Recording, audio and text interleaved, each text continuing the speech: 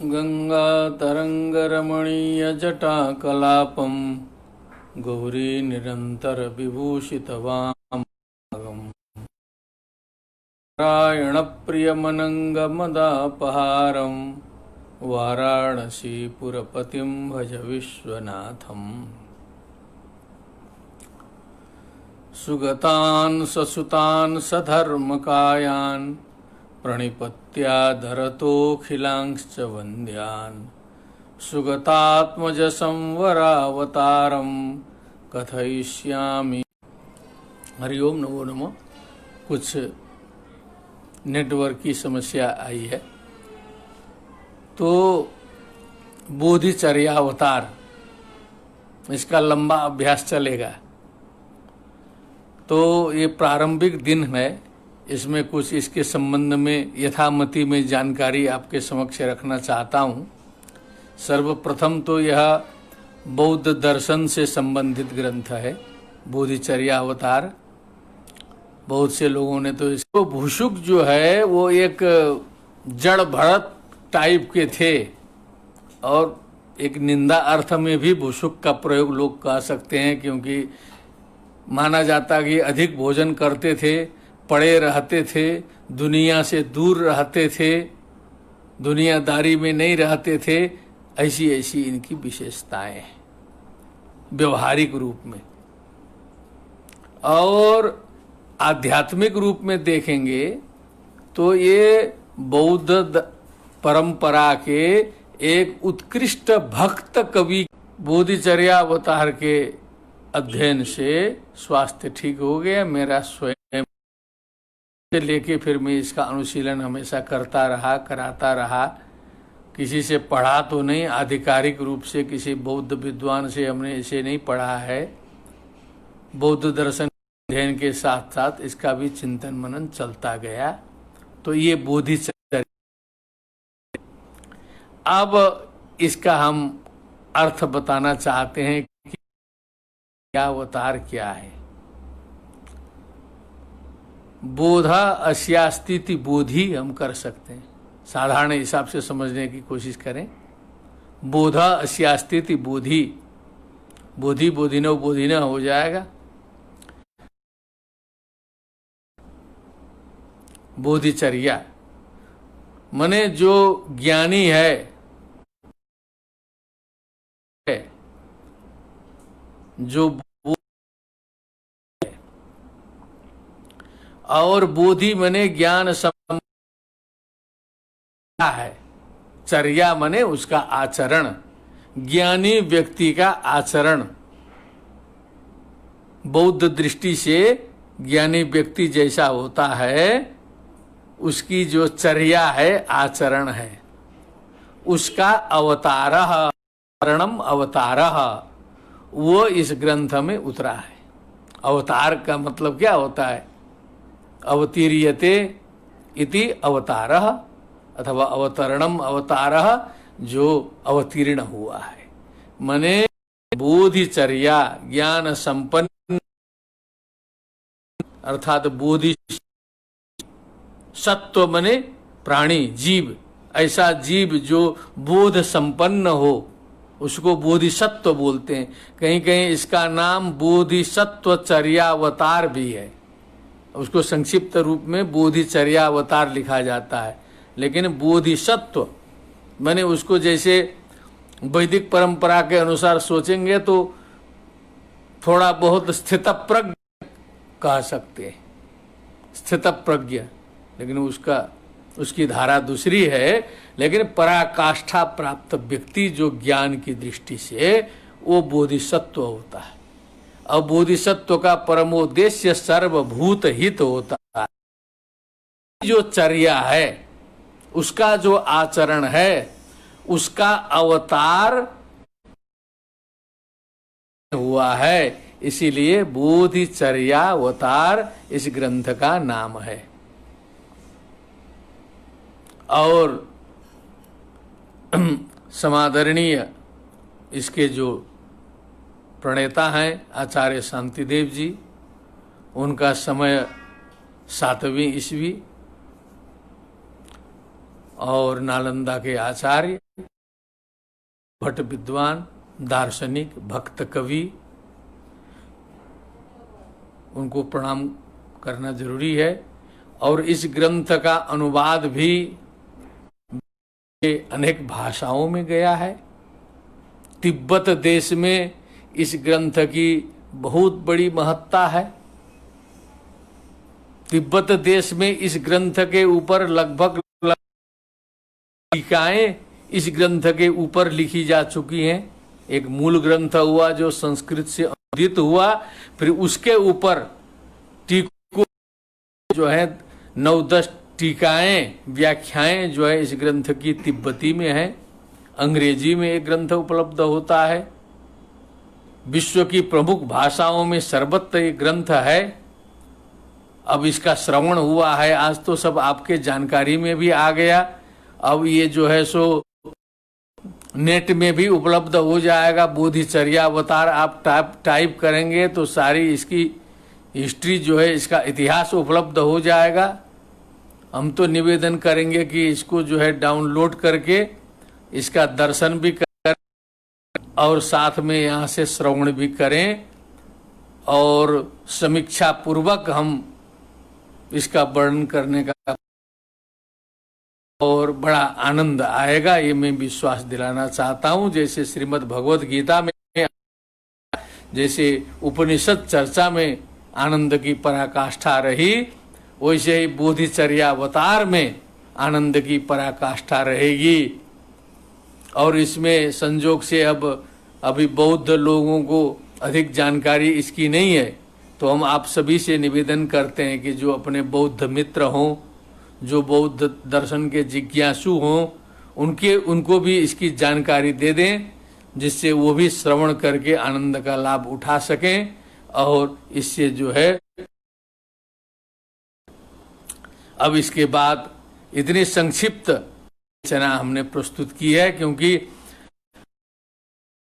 करेंगे तो बहुत लंबा समय जा सकता है। इसमें जो है ये जो ग्रंथ हमने अपने सामने रखा है, इसमें ये जो ग्रंथ के बराबर इसकी भूमिका है।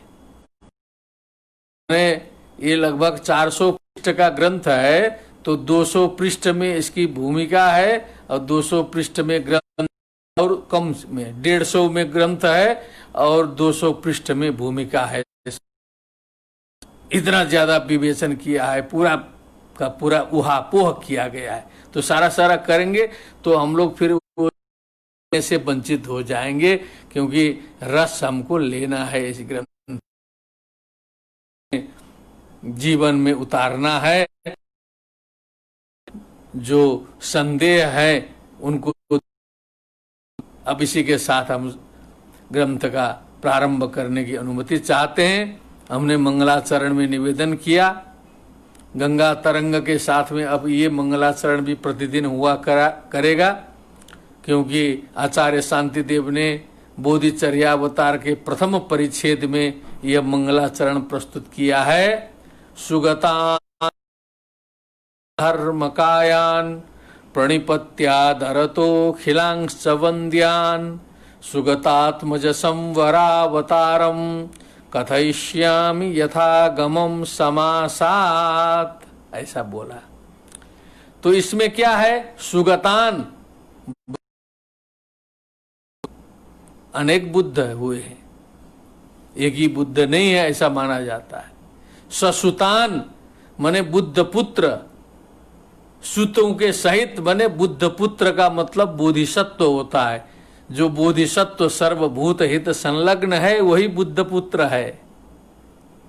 तो ससुतान सुगतान माने अपने गणों के सहित बुद्धों को, सधर्म कायान धर्म काय सहित, काय माने शरीर होता है, धर्म शरीर के साथ, अर्थात इसमें प्रकारांत जो बौद्ध परंपरा के जो आगम हैं, जो शास्त्र हैं, जो त्रिपिटक है, जो बुद्ध वचन है, यथागमम माने उस आगम के अनुसार, समासात माने संक्षिप्त रूप से हम उसका वर्णन करना चाहते हैं। निष्कर्ष क्या निकला?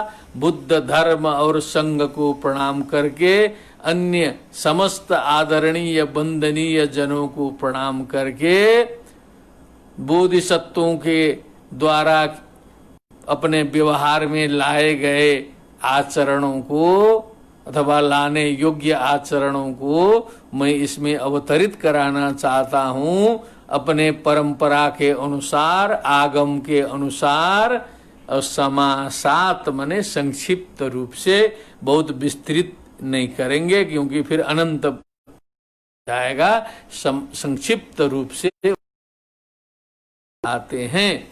ऐसा मंगलाचरण करते हुए उस मंगलाचरण में उन्होंने अपना जो विषय है उसका भी उन्होंने दिग निर्देश कर दिया।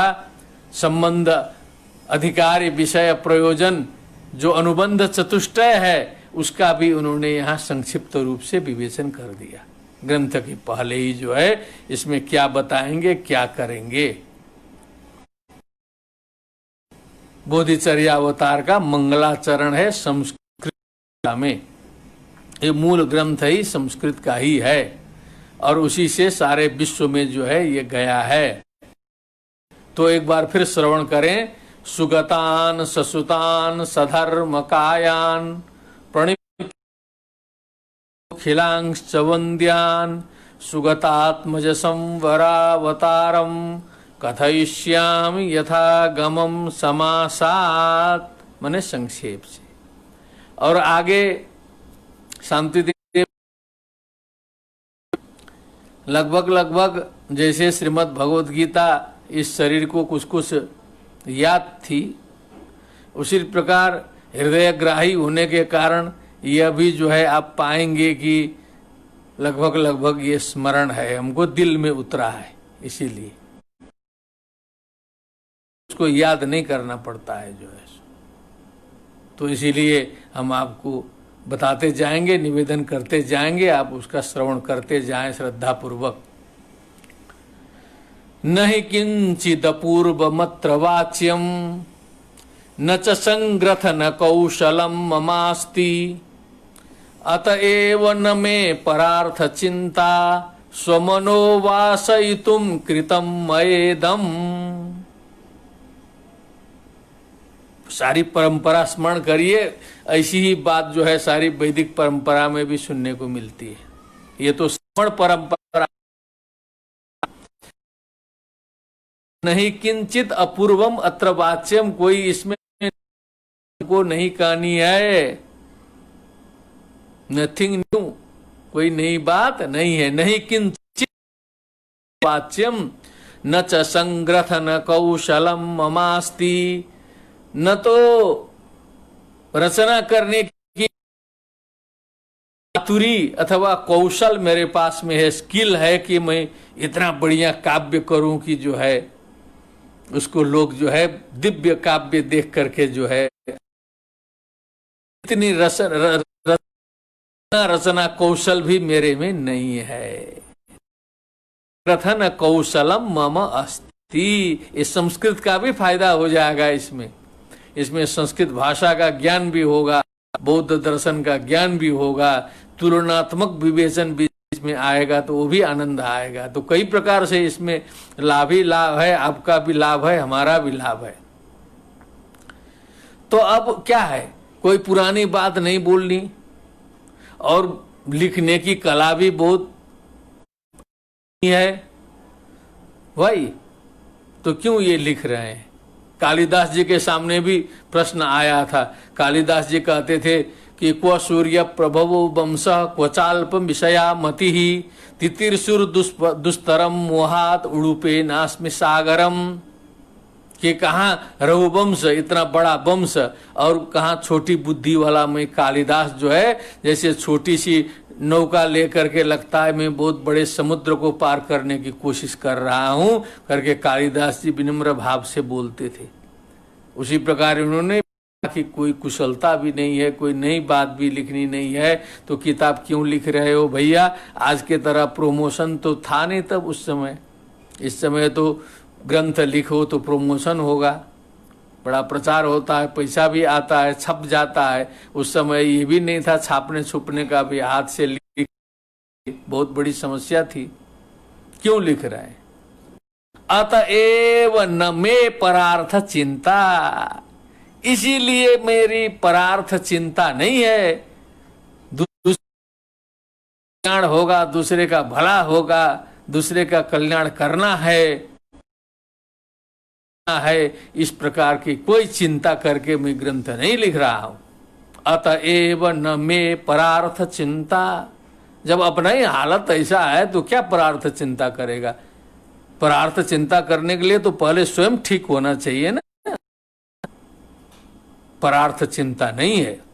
स्वमनो वासयितुम कृतम मयेदम, बस अपने मन को वासयितुम मने भगवान बुद्ध और उनके परंपरा से, उसके ज्ञान से, उस तत्व से सुभाषित करने के लिए, अपने मन को निर्मल करने के लिए, कृतम मया इदम, इसे मैं रच अपनी प्रसन्नता के लिए इस ग्रंथ का प्रणयन कर रहा हूं। बना करके मैं खुद जो है आनंदित होता हूं, मेरा मन पवित्र होता है, प्रसन्न होता है, इसीलिए मैं लिख रहा हूं। इसलिए आप लोग ये मत कहना कि जो है हम किसी दूसरे के लिए ग्रंथ लिख रहे हैं।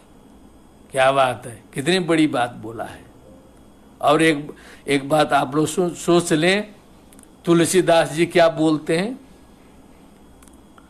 नाना पुराण निगमागम सम्मत रचना हमने की है। देखिए, अब ये दूसरे पद्य का फिर से श्रवण कर। नहि किंचिद पूर्वमत्र वाच्यम न च संग्रथन कौशलम ममास्ति, अतएव न मे परार्था स्वमनो वासयितुम कृतम मयेदम। अब हम लोग आते हैं तीसरे में। अब क्या कहते हैं? ममतावदनेन याति वृद्धिम कुशलम भावयितुम प्रसाद वेग धातुरेव पश्ये दपरोप्येन मतोपि सार्थकोयम। इसको कुशल की भावना करने के लिए तो आगे बढ़ता है, हमारी अच्छाई बढ़ती है, अच्छा करने का सामर्थ्य जो है, तो इसीलिए ये तो फ्रूटफुल है, लाभप्रद है, यूजलेस नहीं है, निरर्थक नहीं है। एक तो फायदा हुआ, दूसरे लोगों के लिए किया, लेकिन मेरा फायदा ये है कि अच्छा, ये इस चिंतन मनन से जो है सो मेरी प्रसन्नता का वेग जो है, ऊर्जा प्रसन्न। एक दूसरा भी लाभ फिर कवि जी बताते हैं, अथ मत समधातुरेव पश्येत्। दूसरा जो है समान धातु, माने समान विचारधारा वाला व्यक्ति, बहुत से समान धातु वाले, समान विचारधारा वाले व्यक्ति रहते हैं, उनको उनकी बात अच्छी लगती है। तो इस संसार में बहुत से ऐसे लोग हैं जिनको किसी की बात अच्छी नहीं लगती है, तो कुछ ऐसे समधातु लोग होते हैं जिनको जो है वो बात। तो इस संसार में प्रत्येक जीव के कुछ समधातु होते हैं, सबके जो है संसार भर में देखा जाए उतना पाते हैं, लेकिन 1,00,000 2 लाख हो जाएंगे दुनिया भर में देखेंगे तो समधातु में आएंगे, तो उनको अच्छा लगेगा हमारी बात जो है। विषम धातु को अच्छा नहीं लगेगा। तो समधातु सबके रहते हैं, तो कोई समधातु वाला व्यक्ति कभी आएगा, देखेगा बोधिचर्या अवतार, उनको बहुत अच्छा लगेगा। वाह, क्या लिखा है, क्या पराकाष्ठा है चिंतन की, कहेगा। तो हो गया, सार्थक हो गया। कम से कम कोई आदमी प्रसन्न हो गया हमारे ग्रंथ से। उन्होंने तो उतने सोचा था, लेकिन आज 1300-1400 वर्ष के बाद में भी बोधिचर्या अवतार जो है पूरे विश्व में जो है छाई हुई है, छाया हुआ है ग्रंथ जो है, उसका प्रचार प्रसार चल रहा है। यूनिवर्सिटियों में पढ़ाया जा रहा है, हमारे विश्वविद्यालय में बौद्ध दर्शन में भी बोधचर्या अवतार रखा हुआ है, कोर्स में पढ़ाया जाता है। हमारे तुलनात्मक धर्म दर्शन विभाग में भी जो है वो बोधिचर्या अवतार है, और जगह भी बहुत से दिल्ली यूनिवर्सिटी में है, सब है। तो इतना तो वो भी नहीं सोचे होंगे, लेकिन वो सोचे समधातु जो है वो जरूर देखेगा इसको। अपरोपि एनम पश्येत, दूसरा भी इसे देखेगा। अतोपि सार्थकोयम, तो इसीलिए निष्कर्ष रूप में यह सार्थक है। यह प्रयत्न निरर्थक, मेरा प्रयत्न निरर्थक नहीं है। एक तो कुशल की भावना करने के लिए प्रसन्नता का वेग बढ़ेगा। आतु व्यक्ति जो मेरे समान विचारधारा वाला व्यक्ति जो वो जो है इसको देखेगा तो सार्थक हो गया। इसलिए मेरा प्रयत्न जो है निरर्थक प्रयत्न नहीं है। अब जो अध्ययन करते हैं व्यक्ति, जो विद्वान हैं, उनको समझ में आ जाएगा कहाँ कहाँ क्या क्या है। अब हमको तो इसको पढ़ते ही तुरंत ही नहीं बता दिया ना।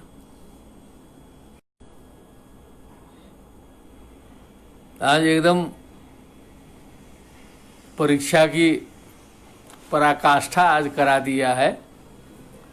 अब वो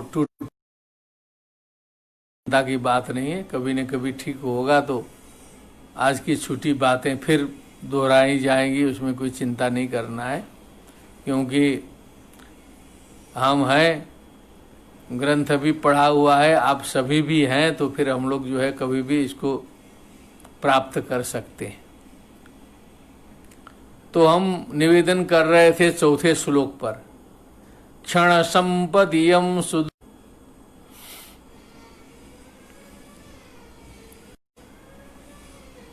यदि आज, क्योंकि अत्यधिक व्यवधान के साथ आज हम लोग बढ़ रहे हैं, ऐसा होता नहीं था, लेकिन कुछ टेक्निकल फॉल्ट है कुछ नेटवर्किंग में, तो ऐसा प्रथम बार हो रहा है। इसलिए एक पंचम जो पद्य है इसका उल्लेख मैं पहले भी करता रहा हूं। अन्य शास्त्रों के व्याख्या, श्रीमद् भगवद गीता आदि बोलते समय भी यह पद्य मैं बोलता रहा हूं, आप लोग के स्मरण में आ सकता है। इसमें कहा गया, मेघ घनांधकारे विद्युत्क्षणं दर्शयति प्रकाशम अनुभावेन तथा कदाचिद् लोकस्य पुण्येषु मतिः स्यात्। का रात्रौ यथा मेघ घनांधकारे, जैसे घनघोर अंधेरी रात्रि में, मेघ घनांधकारे, मेघ से वाली रात्रि, अमावस्या की रात्रि में, उसमें हम यात्री चल रहा है। दर्शयति प्रकाशम, बीच में बिजली कड़कती है, बिजली चमकती है, तो एक क्षण के लिए रास्ता दिखाई देता है कि हम कहाँ चल रहे हैं, फिर बिजली गायब हो गई। विद्युत क्षणम प्रकाशम, एक क्षण के लिए प्रकाश का दर्शन कराती है घनघोर रात्रि में। तो कबीर जी कहते हैं कि घनघोर रात्रि चल, जीवन रूपी घनघोर रात्रि ये है। ये एक इधर की रात्रि, ये पूरा का पूरा बुद्धानुभावेन तथा कदाचित,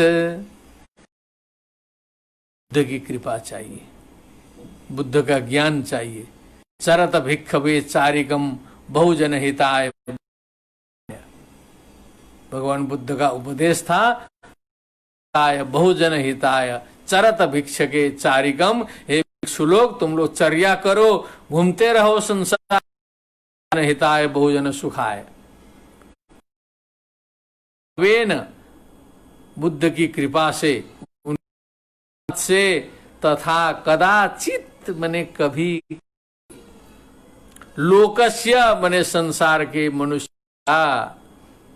मनुष्यों का पुण्येषु मति क्षणम स्यात्, उनकी भी पुण्य में मति, अच्छे कार्य प्रवृत्ति क्षणम स्यात्, एक क्षण कभी कभी ऐसा आता है जब हमारी बुद्धि मार्ग की ओर प्रवृत्त होती है।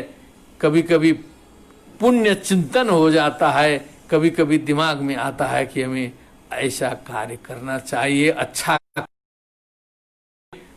ऐसा कभी कभी इस घनघोर भगवत कृपा से मान लें वैदिक लोग, भगवत कृपा से, भगवत आशीर्वाद से, कृपा से बुद्ध और भगवान एक ही है, इसमें कोई फर्क हम नहीं देखते।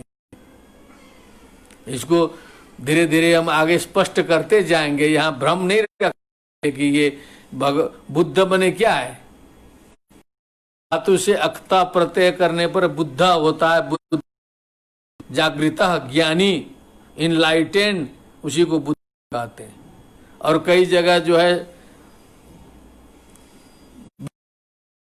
शब्द आया है, सर्वज्ञ सुगतो बुद्धो धर्मराजागतः, ये बुद्ध के नाम है। समंत भद्रो लोकजित जिनः, अमरकोश में सबसे पहले नाम से ही प्रारंभ होता है। और वहां एक कारिका है, उसके चतुर्थ अलात शांति प्रकरण में देखें, पहला जो पद्य है, ज्ञाने नाकाश कल्पे न धर्मान भिन्नेन संबुद्धस्तम वंदे बदता तम वंदे द्विपदाम्बरम बदताम्बरम, ऐसे ही कुछ है। तो उसमें संबुद्धा का अर्थ जो है भगवान नारायण लगाया है शंकराचार्य जी ने ना। तो इसीलिए इस चाहिए कि जो है ये अलग हो रहा है, अलग हो रहा है, हमारी बुद्धि का विभेद है। ये जो तत्व होता है वो एक ही होता है। अनुभावेन तथा, जिसके जिनके ऊपर अनुभाव हो जाए, कृपा हो जाए, किसी की कृपा हो जाए, दुर्गा जी की कृपा हो जाए, तारा देवी जी की कृपा हो जाए, दुर्गा जी को बोलते हैं बौद्ध में, और को जो है वज्रपाणी, काल भैरव को वज्रपाणी बोला, देवता है, नाम बदल के हैं, उनकी कृपा हो जाए, कहीं से भी कृपा हो सकती। प्रधानमंत्री से कोई सब लोग थोड़े मिल सकते हैं, नीचे डीएम की कृपा हो जाए तो भी बहुत से कर सकते हैं। इसलिए अनेक प्रकार के देवी देवता हैं। उसी प्रकार बौद्ध में भी अनेक प्रकार के देवी, कोई भी कृपा को, लेकिन वो कनेक्टेड हो जाएंगे बुद्ध से उधर। जैसे सब वैष्णव लोग जो है नारायण से करते हैं, शैव लोग जो है शंकर करते हैं, और जो है शाक्त लोग जो है कनेक्ट करते हैं, लेकिन तत्व तो यही है। बुद्धानुभावेन तथा कदाचित, बुद्ध के अनुभाव से, बुद्ध की कृपा से, मने कभी कभी, लोकस्य मने मनुष्य का, सुमति क्षणम स्याद, एक क्षण के लिए ये मति जो है पुण्य की ओर अग्रसर होती है। उसको खट से पकड़ लेना पड़ता है, उसको पकड़ जो है पुण्य बन पाएगा। नहीं तो फिर जैसे बिजली चमकी, फिर तुरंत अंधेरी रात हो जाएगी, पूरी की पूरी गायब हो जाएगा। वैसे ऐसा आचार्य शांति देव जी। तो हमने निवेदन किया था कि इसी पंचम पद्य में आकर के हमें विश्राम करना चाहिए, क्योंकि आज का जो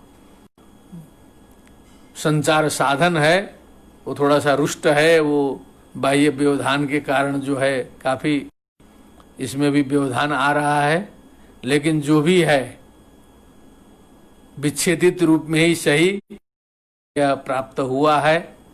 और आप सभी से मेरा निवेदन है कि इसका जैसे एक प्रेम से, श्रद्धा से और मनोयोग से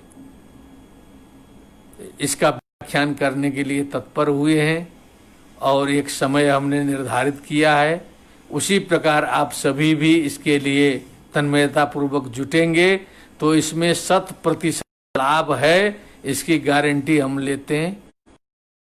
100% लाभ है, ऐसा ही कार्य संसार से लाभ हो तो इसमें हम गारंटी लेते हैं कि इससे 100% लाभ होगा। इसके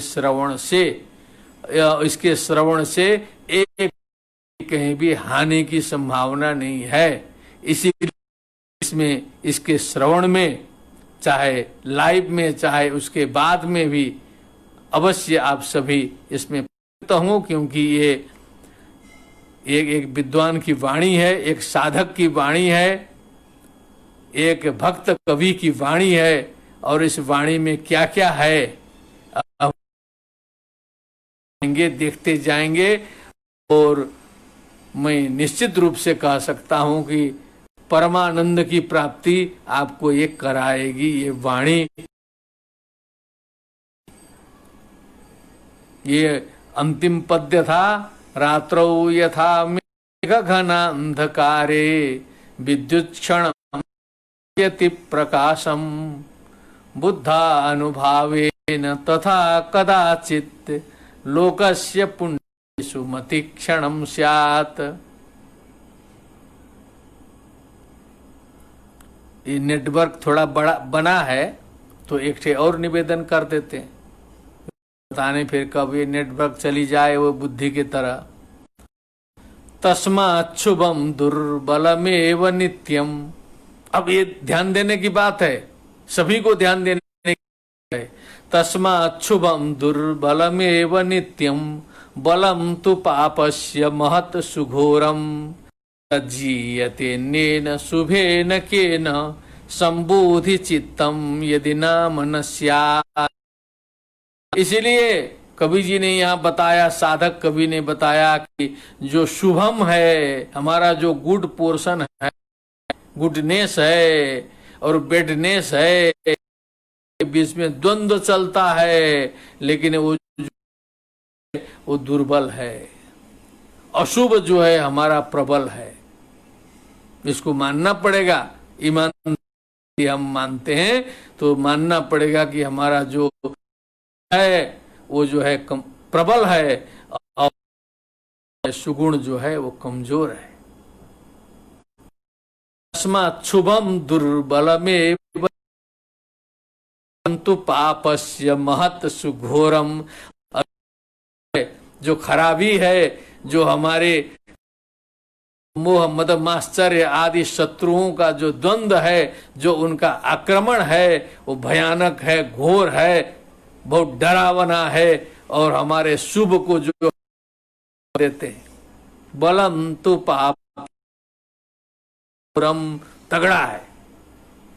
अब सोचिए, तो एक शुभ था हमारे पास में, वो तो कमजोर पड़ गए, और जो अशुभ जो है हमारा प्रबल हो गया। हमको हेल्पर की आवश्यकता पड़ी कि नहीं? कोई चाहिए कि नहीं हमारा? चाहे शास्त्र सहयोगी हो, चाहे कोई गुरु सहयोगी हो, कहीं अध्यात्म का कोई सहयोगी हो, नहीं तो हम तो मारे गए जो है, कि हमारे घर के ही शत्रु ने जो है हमको परास्त कर, शुभ हमारा जो है दुम दबा के भाग गया जो है सो। अब क्या करें? यही हालत सारे संसार की हो, सबका जो है अशुभ प्रबल है, वो शुभ जो दुख का हुआ है, इसको पड़ेगा ना। कवि ने स्वीकार किया, तस्मात् शुभम दुर्बलमेव नित्यम। वैदिक परंपरा वाले देखें, अपने अपने में तुलना करें, इस प्रकार की बात आई है। बलम ही मन कृष्ण प्रमाथि बलवत दृढ़म निग्रहम मन्ने वायोरिव सुदुष्करम। भगवान जी भी कहते असंशयम महाबाहो मनो दुर्निग्रहम असंशयम महाबाहो। अभ्यासेन तो कौन्तेय वैराग्येण च गृह्यते। भगवान कृष्ण भी स्वीकार कर, बलवान है जो है सो मत डालता है, सारा नष्ट कर डालता है, अशुभ बलवान जी ने भी स्वीकार किया है। तो बात आ गई, बलम तु पापस्य महत सुघोरम तज्जीयते नेन शुभेन केन संबोधि चित्तम यदि नाम न स्यात्। अब परंपरा है, तज्जीयते अनेन शुभेन केन, कौन ऐसा शुभ है, कौन ऐसा वस्तु है जो शुभ को हमारा बलवान बनाए, हमारे शुभ को बलवान बनाएगा।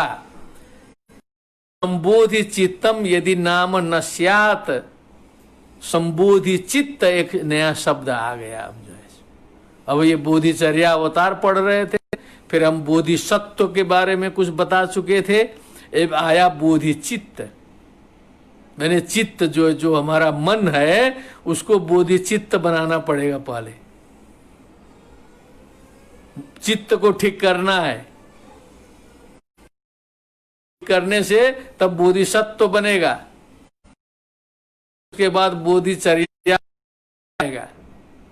तो बोधिचित्त उसका कि कंप्लीटली प्यूरिफिकेशन ऑफ माइंड,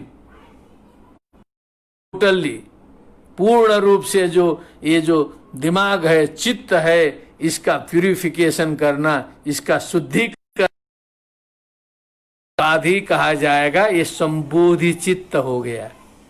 तो संबोधि चित्त यदि नाम न चित्त नामक वस्तु नहीं था, तो कौन सा ऐसा दूसरा सहयोगी होता जो हमें बचा सकता। और हम लोग की वैदिक परंपरा में उधर चल ही रहा है कि एव मनुष्याणाम कारणम बंध मोक्षयो, कहा है ना, मन एव मनुष्याणाम कारणम बंध मोक्षयो, मन जंगति गंगा यस्य रागादेन दूषितम तेन काशी अयोध्या गता। पर तो मने पर तो बात आ रही है ना। तो यहाँ तो वही बात कहा, तो संबोधि चित्तम यदि नाम न स्यात्, यदि संबोधि चित्त नहीं होता तो किस शुभ के सहारे हम संसार में जी पाते, कुछ बोलने चलने फिरने लायक होते। हम तो मारे जाते जो है सो, और सारे संसार के लोग मारे जा रहे हैं। देखने में एक ढांचा मनुष्यों का है, केवल 2 पैर और ये सब आंखों सब है, लेकिन उनकी चेतना कहाँ काम कर रही है, ये आपसे हमसे और चेतनशील प्राणी से छिपी बात नहीं है। वो किस स्तर में है। बहुत से शिक्षित लोगों को भी जो अशुभ जो है सो दावा है, अशिक्षितों की बात छोड़ दीजिए। तो सारा संसार तो यह ढांचा केवल चल रहा है, वो चेतना कहाँ है। असली चेतना जो बोधिसत्व बात करना चाह रहे हैं, वो चेतना कहाँ है। तो ये कोई साधारण चीज नहीं है, बहुत चेतना की काष्ठा में पहुंचाएगा ये चिंतन जो है सो। संबोधितम यदि नाम न स्यात्, यदि ये संबोधि, ये आगे व्याख्या आएगी, ये अगले पाठ में ये संबोधि चित्त क्या होता है, इसका एक एक विवेचन जो है चिंतित होने की आवश्यकता नहीं है। तो हम इसी छठे पद्य के साथ ही आज का उपसंहार करते हैं। एक बार पुनः इस छठे पद्य का श्रवण करें। तस्मात् शुभम दुर्बलमेव नित्यम, तस्मात् शुभम दुर्बलमेव नित्यम। जैसे मनुस्मृति में मनु महाराज ने कहा कि सर्वो दंड जितो लोकः दुर्लभो ही शुचिर नरः, दुर्लभो ही शुचिर नरः। माने विदाउट फियर, विदाउट दंड भय, दंड भय के बिना, कानून के बिना, पनिशमेंट के बिना अपने आप शुचि, पवित्र, प्योर नरा व्यक्ति दुर्लभ है, ऐसा स्मृति में लिखा है। लिखा है। अब वही बात इन्होंने कहा, तत्शुभम दुर्बलम एवं नित्यम, शुभ तो दुर्बल है, और बलम तो पापस्य महत्सु घोरम, जो खराबी है उसका जो है सो बहुत अधिक है। जिंदगी भर जो है अच्छा करो अच्छा करो अच्छा करो, एलकेजी यूकेजी से सिखाते सिखाते पीएचडी डिलीट करा देते हैं लोग, और लेक्चरर रीडर प्रोफेसर बन के वीसी बन जाते हैं, प्रधानमंत्री राष्ट्रपति हो जाते हैं, सारे पद समाप्त हो गए, लेकिन तो भी कोई गारंटी नहीं है कि वो अंदर से अच्छा। क्या बात है, अनुभव से देखने की बात है। सब जगह देखा जाए तो बाहर बाहर तो बोल गया, लेकिन अंदर से कहाँ है, देंगे तब ना पता चलेगा। तो हमको तो बाहर बाहर बढ़ने की आदत है, अंदर छिपा करके। कोई वीआईपी आएगा तो कि नाली सब जो है ऊपर से ढाक ढुक करके पूरा चूना लगा के चमका देते हैं रोड जो है सो, लेकिन उसके अंदर देखिएगा तब ना पता चलेगा। तो वैसे ही अंदर खोद के जब देखेंगे ठीक से ऑपरेशन, तब पता चलेगा जो है। और ये ऑपरेशन में जितना बौद्ध ने काम किया मन के ऑपरेशन में, समझ लीजिए कि वो बेजोड़ है, नंबर में है। मन के ऑपरेशन में बुद्धिज्म जो है ये एक नंबर में जाता है। ये मेरा अनुभव बताता है, ये मेरा अनुभव है, क्योंकि हमने उतना देखा है। उतना मनन केवल मन पर जो है बुद्ध ने किया है, और जगह भी है, ऐसी बात नहीं है। वही हम लोग को बहुत अधिक लगता है, लेकिन हमने तो पूरा ऊपर से चढ़ के देखा है, तब मैं बोल रहा हूं उतना ज्यादा चिंतन मनन किया, मन पर किया है। लेकिन उसका असर भी तो आना चाहिए। तज्जीयते न शुभे न के न, तो कौन ऐसा शुभ है जिससे हम लोग जिए। संबोधि चित्तम यदि नाम नस्याद, यदि वो संबोधि चित्त नाम है वस्तु न होता तो हम लोग कैसे जी पाते। फिर तो हम लोग पैदा होते चले जाते, बस कहीं कहीं रजिस्टर मेंटेन होता, आज हो रहा है। पुराने जमाने में तो न बर्थ सर्टिफिकेट होता था, न तो डेथ सर्टिफिकेट होता था, न कुछ होता था। पैदा हो गया मर गया, कहीं न कुछ लिखित है न कुछ है, आए गए खत्म खेला। अब तो जो है सर्टिफिकेट होता है तो कुछ दिन तक पता चल सकता है कि ये आए थे गए थे। रजिस्टर में जो है वो 100 200 1000 2000 वर्ष तक चल सकता कि ये था नहीं रहा होगा, जो है सो गया तो खेला खत्म नहीं। इसीलिए मनुष्य बनने के लिए बहुत कुछ करने की आवश्यकता है। केवल ये द्रव्यार्जन और पदार्जन ही जो है बहुत कुछ नहीं है। ये चेतना के द्वारा जो है आगे बढ़ना जो है ये मनुष्य का परम प्रयोजन है। भारतीय मनीषा का ये परम प्रयोजन है। जो भारतीय मनीषा हम बोलते हैं तो उसमें बौद्ध भी हैं, उसमें जैन भी हैं, उसमें सिख भी हैं, उसमें उसकी सारी परंपराएं जो है सो इंडियन फिलॉसफी इंडोलॉजी, जिसे हम भारतीय मनीषा भारतीय परंपरा बोलते हैं, वो जिस चेतना है उधर जो अग्रसर होता है वो महान होता है, वो बुद्ध होता है, वो महावीर होता है। वो आज के संदर्भ में महात्मा गांधी तक आ सकता है, महात्मा गांधी हो सकता है, और भी महापुरुष हो सकते हैं। चेतना विज्ञान इसका वर्णन इस बोधिचर्यावतार में है। इस उहापोह के बीच में भी जितने लोगों ने धैर्य बना के श्रवण किया, और जो आप सभी को जो है हमारी ओर से शुभकामना है। फिर कल इसी समय 5 बजे उपस्थित होंगे, और जब भी इसमें विश्राम की बात आएगी, ब्रेकिंग की बात होगी, तो हम पहले से सूचित करेंगे, कुछ जानकारी रहेगी। ये क्रम जब तक जो है बीच में कोई बड़ी विघ्न बाधा नहीं आती है तब तक ये इसी प्रकार चलता रहेगा।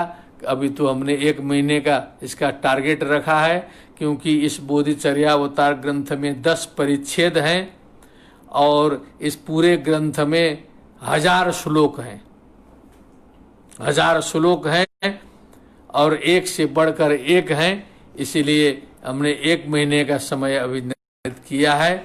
तो ये सारनाथ के बगल से इसका जो है सो व्याख्यान हो रहा है। इधर है दाहिने तरफ, उधर